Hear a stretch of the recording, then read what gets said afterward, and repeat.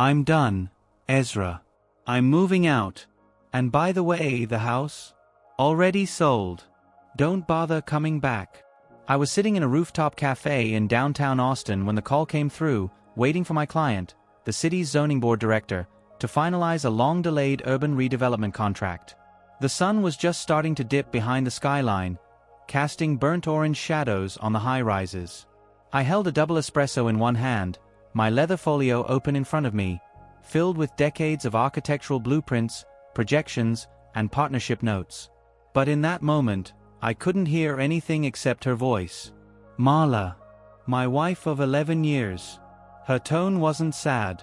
It wasn't hesitant. It was sharp, final, and just smug enough to make my stomach twist.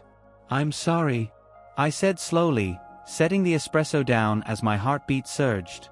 I said I've already sold the house. The papers were signed this morning. I'm moving to Temecula with Calvin. She said his name like I should already know it. Calvin. Of course. The co-worker who had been coming over to help her with her podcast launch.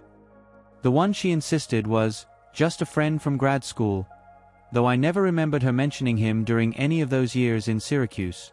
The same guy whose name appeared on the Uber receipts at 1 a.m. when she swore she was at her sister's. I sat motionless, watching the Austin skyline blur slightly as my vision tightened. I was too stunned to speak, and too controlled to rage. You still there? She said after a beat. Yes. Well. Her voice was tinged with disappointment, as if she expected a scene. Don't you have anything to say? I exhaled slowly. Years of contract negotiations had taught me never to react first. Congratulations, I said evenly. Sounds like you've made a lot of decisions today. She laughed. Oh, don't get dramatic, Ezra. You've been checked out for years. Always traveling, always building things for other people while I sat home in that oversized tomb you call a house.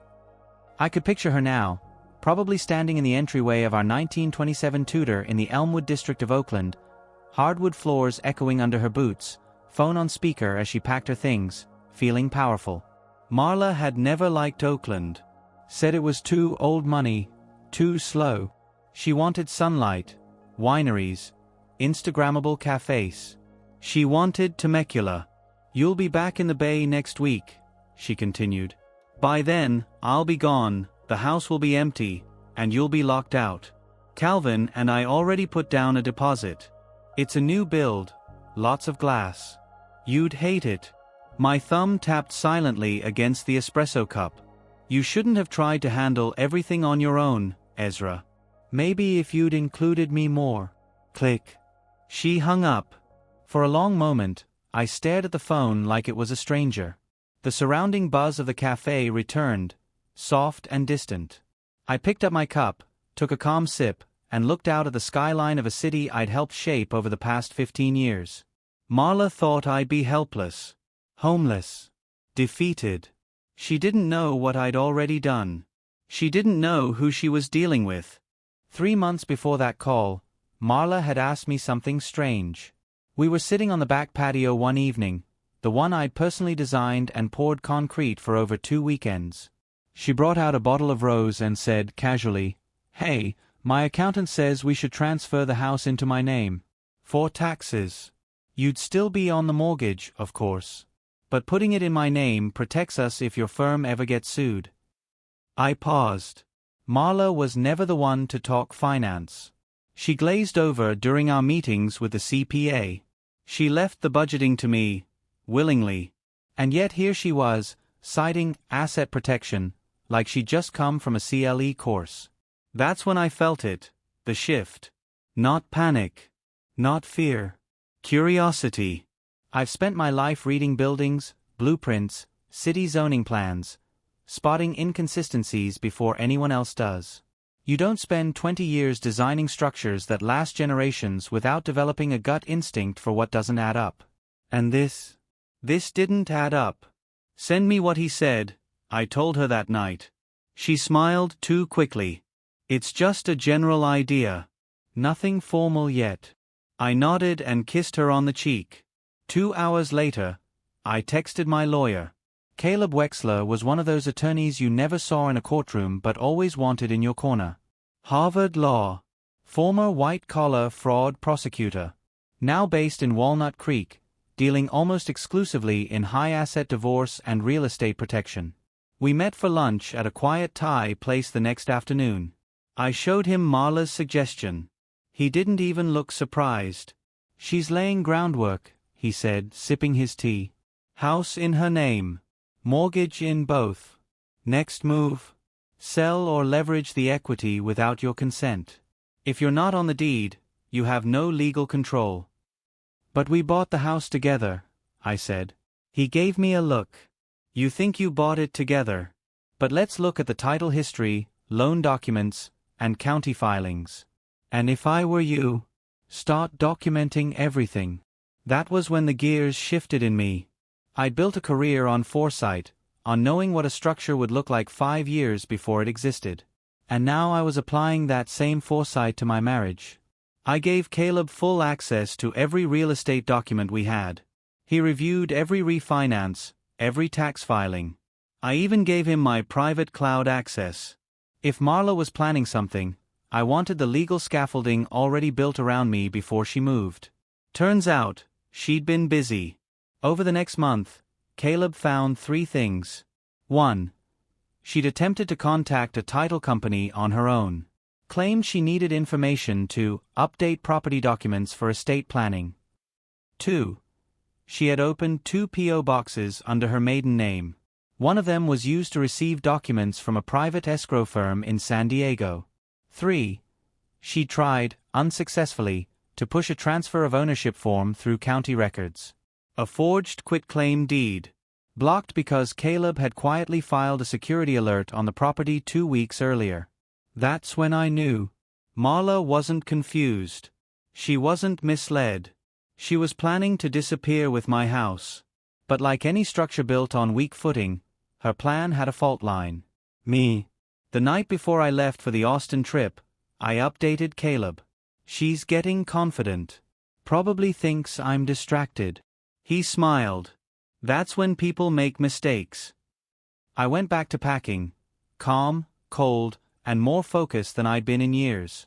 Marla thought she was playing a long con. She didn't realize she'd walked into my blueprints. The plane touched down at Oakland International just after 6 p.m. on a Wednesday. I didn't tell anyone I was coming back early. Not my project manager, not my office assistant, certainly not Marla. My last message to her had been a simple, wrapping up in Austin. See you next week. Let her feel safe. Let her get careless. The rideshare driver didn't talk much, which was fine. I spent the 30-minute drive staring out at the East Bay Hills, counting traffic lights, rehearsing possibilities in my mind. Would the house be empty? Would Calvin be there? Would she act like nothing happened? It was 7:11 p.m. when we turned onto Myrtlewood Drive. My house stood exactly as I'd left it, or so it seemed at first glance. But then I noticed the moving van in the driveway. Unmarked. Engine idling. 2 men in cargo pants moving labeled boxes into the back. A worn-looking blue Honda Civic parked behind it, and another car I didn't recognize, a silver Audi Q3 with Arizona plates. I didn't get out right away. I just watched from the curb. My house, the one I had redesigned room by room over a decade, was being loaded up like a clearance sale. I spotted a lamp I had custom ordered from Denmark in one of the boxes. And next to it, a photo of Marla and me from our first trip to Seattle, dumped in a cardboard crate marked Decor. The front door was open. I stepped out of the car, thanked the driver, and walked up the front steps like I owned the place. Because I did.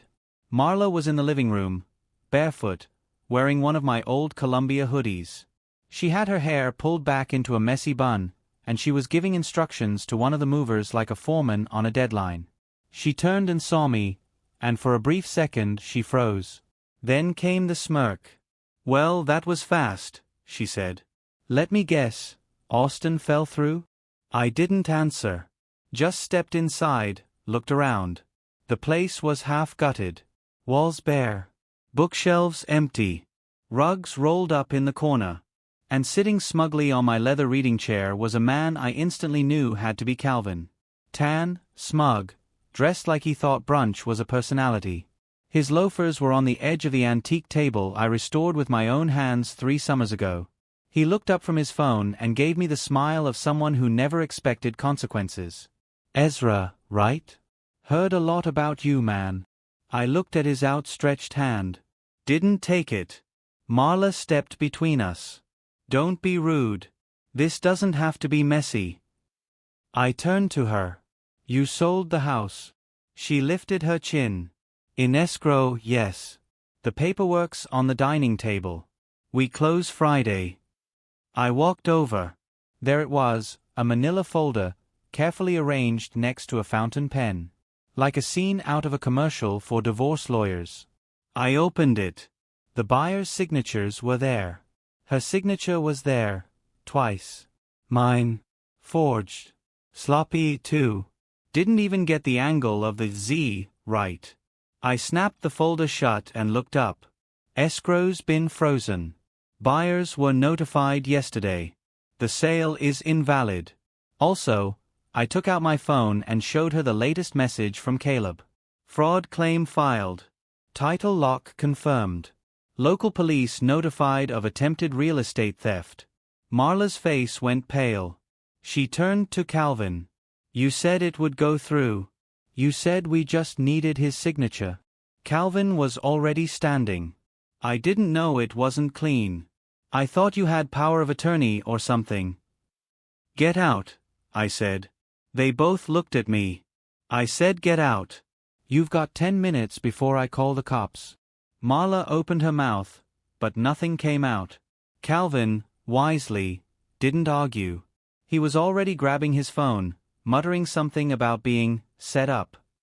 5 minutes later, they were both gone. I stood in the center of my half-empty house, heart pounding, silence expanding around me. She thought she could dismantle my life while I was out building it. But she forgot one thing. I design buildings for a living. I know how to reinforce foundations. The next morning, Caleb met me at the house just after 8 a.m. He showed up in a black sport coat, thermos of coffee in one hand, manila folder in the other. The locksmith and security tech arrived 5 minutes later. By 10 a.m., the locks were changed, motion sensors installed, and cameras placed over every entrance. The system fed directly to an app on my phone. "You're fully covered now," the tech said. "Anyone even looks at a window wrong, you'll know." I nodded and signed the receipt. Marla was done walking in and out of my life like she still had a key. Back inside, Caleb laid the folder out on the kitchen island. Inside, a neatly organized war chest. Copies of the forged quitclaim deed she filed. Screenshots of her emails with the escrow agent, where she pretended to have full authority over the property. A trail of Venmo payments to Calvin, labeled things like consulting and legal help, laughably thin cover. Caleb flipped the page. "This is the good part."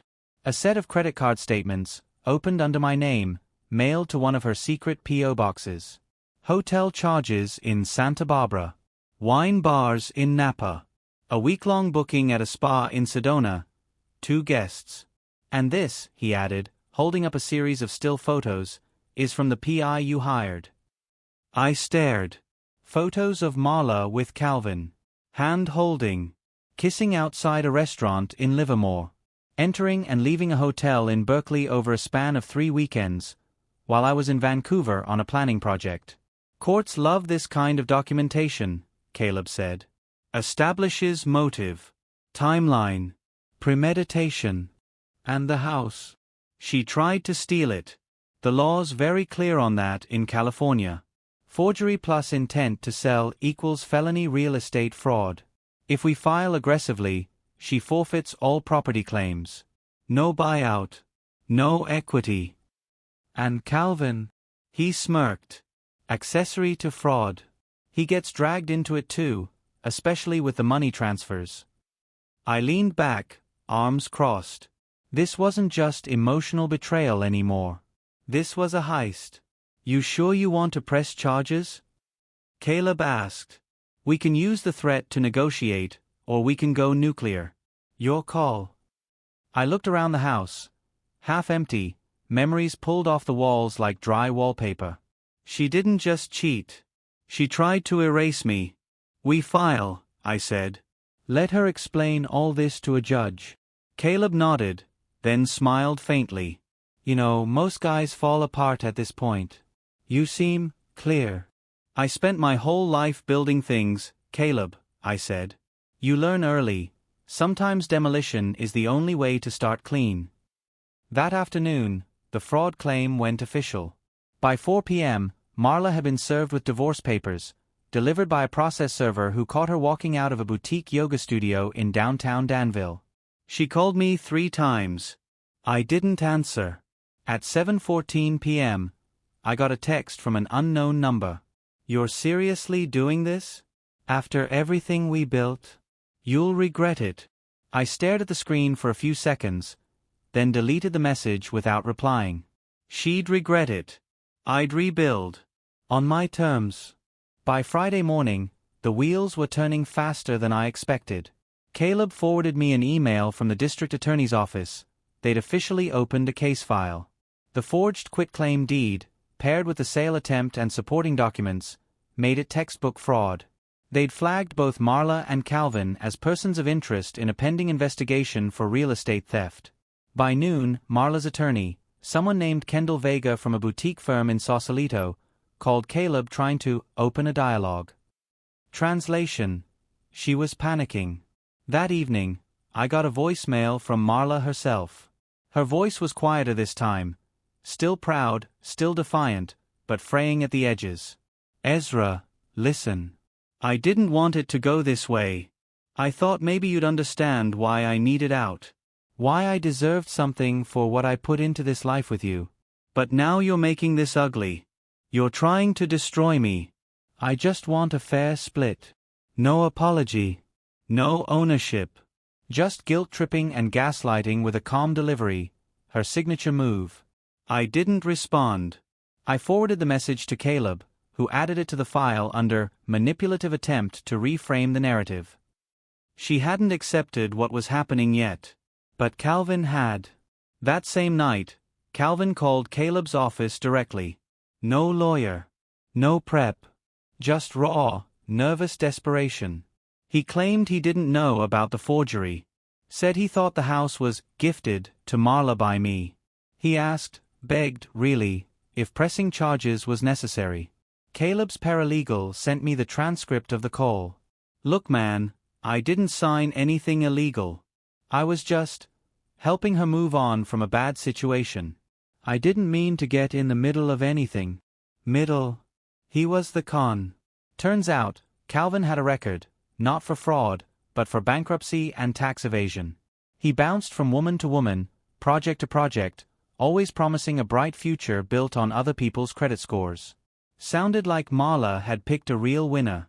The next day, Caleb filed a motion to freeze all marital assets pending the fraud investigation. The judge granted it immediately. Marla no longer had access to our joint savings, the line of credit she'd been quietly draining into a personal account. My business credit cards, which she'd used without permission, $3,400 in marketing expenses I never authorized. That same afternoon, she was served with a cease and desist regarding contact, threats, or continued attempts to claim ownership of the house. She showed up at the front door that evening. I was in the kitchen when I saw her silhouette through the newly installed front camera. She looked exhausted, makeup faded, shoulders slumped. Still wearing the same hoodie from the day I caught her with Calvin. I opened the door but didn't invite her in. She blinked against the porch light. Can we just talk? We are. Her eyes darted to the new deadbolt, the security sticker, the closed blinds behind me. You really filed everything? Yes. I didn't mean to hurt you. You forged my name, tried to sell my house, and siphoned money from our accounts. You meant something. She looked down, lips tight. I made a mistake. No, I said. You made plans. Mistakes are accidents. This was deliberate. Tears formed but didn't fall. Do you really want to ruin me? I stared at her for a long second. I want the truth on record. What happens after that? That's up to the judge. Then I shut the door. Quietly. Firmly. That night, I walked room to room, making a list of what needed to be replaced, restored, rebuilt. Photos. Fixtures. Furniture. Marla had stripped the house bare, but what she couldn't take was its foundation. My foundation. And that was the part she'd underestimated most. The trial began 3 months after Marla tried to steal my home. By then, the storm had already rolled through her life like a wrecking ball. Her podcast? Abandoned. Her boutique wellness brand? Shut down. Turned out she'd been funding it with our joint account and listing brand expenses as charitable write-offs. And Calvin? He ghosted her the moment he got subpoenaed. According to his deposition, he'd never seen the final paperwork, and was only there for moral support. His attorney tried to paint him as a bystander. The DA saw him as a co-conspirator with a self-serving escape hatch. Marla, on the other hand, had no exits left. The court proceedings lasted 4 days. Marla sat on the defendant's side, dressed in beige, avoiding eye contact. She looked nothing like the version of her that once ran charity auctions and gave TEDx talks on emotional wealth. Now, she looked like someone whose entire narrative had collapsed under the weight of its own dishonesty. Caleb had laid out the case with surgical precision. The forged quitclaim deed, confirmed by handwriting analysis. The escrow emails showing intent to transfer ownership without my consent. The credit cards opened in my name and matched with receipts from trips with Calvin. The investigator's photos, the financial transfers, the messages she sent me, recorded and transcribed. Every thread of her story was pulled apart, methodically, legally, and without a single raised voice. When my turn to testify came, I didn't look at her. I looked at the judge. I've spent my career designing buildings that don't fall apart under stress, I said calmly. But I never imagined I'd need to design a defense against the person who promised to build with me. The courtroom was still. Even the stenographer paused for a second. Marla's attorney tried a last-ditch appeal to emotion. She supported him through the building of his firm, she argued. She lived in that house, contributed to the marriage, made sacrifices. Caleb stood. She also forged legal documents, attempted real estate fraud, and drained joint finances. Support does not grant someone the right to commit felony crimes. That is not partnership. That's betrayal. The judge agreed. Ruling. Marla forfeited all claims to the house. I retained 90% of marital assets, including full ownership of my business. She was charged with attempted wire fraud, forgery, and conspiracy to defraud. Her sentence? 18 months probation, 200 hours of community service, and a permanent criminal record. Calvin was fined, banned from acting as a fiduciary or financial advisor for 5 years, and faced a separate civil suit from another woman he'd scammed in Arizona. After the trial, Marla approached me outside the courthouse. She looked up at me, the same way she used to when we'd talk about vacation plans or someday buying property in Mendocino. But her eyes were hollow now, like a tenant evicted from her own version of the story. "I never thought you'd go through with it," she said. "That's the problem," I replied. "You thought I was building for you. I was building for us. You just left the project." She opened her mouth, then closed it again. No more explanations. No more spins. She walked away without saying goodbye. That was the last time I saw her in person. Spring came early that year. By mid-March, the wisteria was blooming along the back fence, and the evenings were finally warm enough to sit on the patio again, the one Marla always said felt too quiet. Now, that quiet felt like freedom. I had the entire house repainted. New lighting, new furniture, new hardwood stain.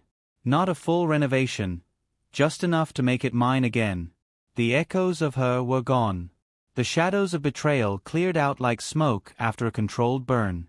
Professionally, things were better than ever. I landed a city contract for a multi-use development project in Sacramento and began leading the first phase of construction in early April. The client? The same board that had almost backed out during my Austin trip, until I salvaged the deal mid-crisis. Apparently, showing up under pressure still meant something. My team doubled. My revenue tripled. I expanded into 2 additional markets. But none of it felt like revenge. It felt like clarity. And then, there was Claire. We met at an industry roundtable in Berkeley, 2 months after the trial. She was a structural engineer, sharp, grounded, with hands that actually sketched during conversations. No fake understanding. No pretend interest. She understood what it meant to build something that lasts. She didn't flinch when I told her about the divorce. Didn't ask for gory details. Just asked if I'd learned anything. I told her the truth. That trusting someone doesn't mean closing your eyes. It means choosing the people who earn your trust, every day. One warm Saturday morning, Claire came by with takeout and a blueprint tube under one arm. "Your deck is sagging slightly on the west end," she said after coffee. "We could reinforce the supports. Add a second tier." I laughed. "You want to rebuild my house?" She smiled. "No. I want to build with you." There it was, the thing I had once thought I'd lost for good. Not love. Not partnership. But someone who didn't see my stability as a threat. Someone who didn't run from the work. Someone who looked at foundations and said, "Let's add to this." I don't know what happened to Marla after the sentence. I heard from a mutual acquaintance she moved in with a friend in Vallejo. Still trying to reboot her brand. Still telling her version of things. Let her. That chapter's closed. This one, the one I'm in now, is quieter. Stronger. Simpler. No lies. No masks. Just me, this home, and the life I've rebuilt from the studs up. And that's the thing about structure. When you know how to design it right, you can survive any demolition. You just build again. Smarter, cleaner, stronger.